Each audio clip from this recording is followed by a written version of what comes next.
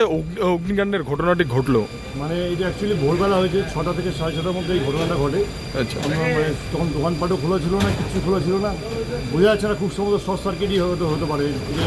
সাত সকালে ময়নাগুড়ির পুরাতন বাজারে বিধ্বংসী অগ্নিকাণ্ড, আগুনে পুড়ে ছাই প্রায় 10টি দোকান। ঘটনায় ব্যাপক চাঞ্চল্য এলাকায়। শুক্রবার সাত সকালে বাজার দোকান খোলা ছিল না, আচমকাই বাজারে আগুন দেখতে পায় স্থানীয়রা। নিমিষেই আগুন ছড়িয়ে যেতে থাকে একের পর এক দোকানে। কালো ধোঁয়ায় ঢেকে যায় চারিদিক। খবর পেয়ে দ্রুত ঘটনাস্থলে পৌঁছায় ময়নাগুড়ির দমকল কেন্দ্রের দমকল বাহিনী। দমকলের দুটি ইঞ্জিন পৌঁছে আগুন নেভানোর চেষ্টা চালায়। ঘটনাস্থলে ময়নাগুড়ির পৌরসভার প্রতিনিধিরা এবং ময়নাগুড়ি থানার আইসি নিজে দাঁড়িয়ে থেকে আগুন নিয়ন্ত্রণের চেষ্টা চালায়। শর্ট সার্কিট থেকেই আগুন লাগতে পারে প্রাথমিক ধারণা। প্রাথমিকভাবে জানা যায় কমপক্ষে 10টি দোকান পুড়ে ছাই। পুরো ঘটনা তদন্ত শুরু করেছে দমকল এবং পুলিশের পাশাপাশি পৌরসভা।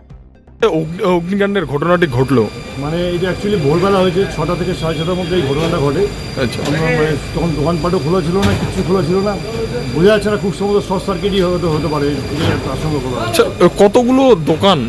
প্রায় 12টা দোকানের মতো পুড়েছে এবং বেশ কিছু দোকান ক্ষতিগ্রস্ত হয়েছে। আচ্ছা ফায়ার ব্রিগেড ঠিক সময়ে চলে এসেছিলো, যেন রক্ষা পাওয়া গেছে। প্রশাসন ছিল, পৌরসভার লোকজন ছিল, সবাই মিলে আমরা বাজারে আমাদের ব্যবসায়ীরা ছিল এবং আশেপাশের মানুষ সবাই মিলে আমরা আজকে ময়নাগুড়ি বাজার থেকে রক্ষা করতে পারি। মানে কয়টি ইঞ্জিন আসলো আর এই মুহূর্তে আমি হয়তো 3টে ইঞ্জিন এসছে হয়তো। আচ্ছা কোথাকার ইঞ্জিনগুলো? ময়নাগুড়ি আছে, ধূপগুড়ি আছে, জলপাইগুড়ি হয়তো আসছে। মানে কি ভাবছেন যে এত বড় একটা বাজারে এভাবে অগ্নিকাণ্ডের ঘটনা? মানে ঘটনা কি, আমাদের ময়নাগুড়ি বাজারটা দীর্ঘ প্রায় 60-70-80 বছরের পুরানো। সেই টিন কাঠ এই সমস্ত দিয়ে যা দাহ্য বস্তু আর কি। তো আমাদের এই বাজারটা আধুনিক না হলে এরকম ঘটনা ঘটতেই থাকবে। তো আমরা বারংবার জেলা পরিষদকে জানিয়েছি যে এই বাজারটা ইমিডিয়েট যাতে কনস্ট্রাকশনের মাধ্যমে যাতে করা হয়, যাতে আগুনটাকে থেকে রক্ষা পাওয়া যায়, আধুনিক বাজার যাতে করা যায় সেই দাবি আমরা রাখি। মানে ছোট গলি দমকলের ইঞ্জিনগুলো তো ঢুকতে পারছে না, এর ফলে কি আরো বেশি সময় লাগলো? এইটা তো একটা সমস্যা তো আছেই। আমাদের বাজারে কিছু গলি বড় আছে, কিছু গলি ছোট আছে, কিছু আমাদের দোকানদাররা অকুপাই করে রেখেছে।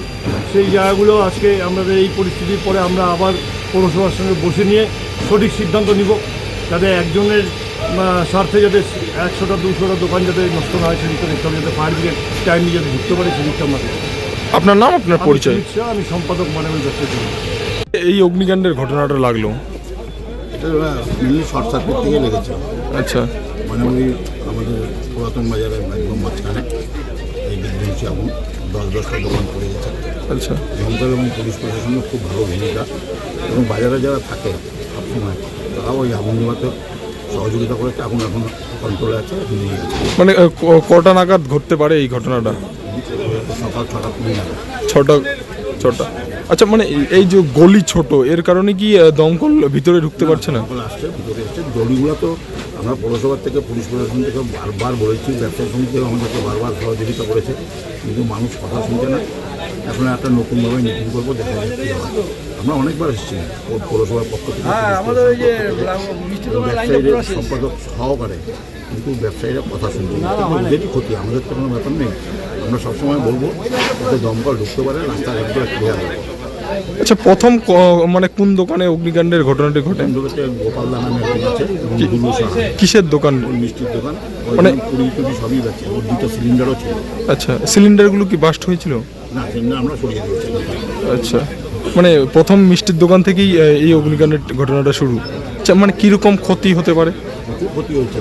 কাপড়ের দোকান পুড়ে ছই শেষ হয়ে গেছে, বড় বড় সব সুটকেস এবং ব্যাগের দোকান ছিল, সেগুলো পুড়ে ছাড়িয়ে গেছে।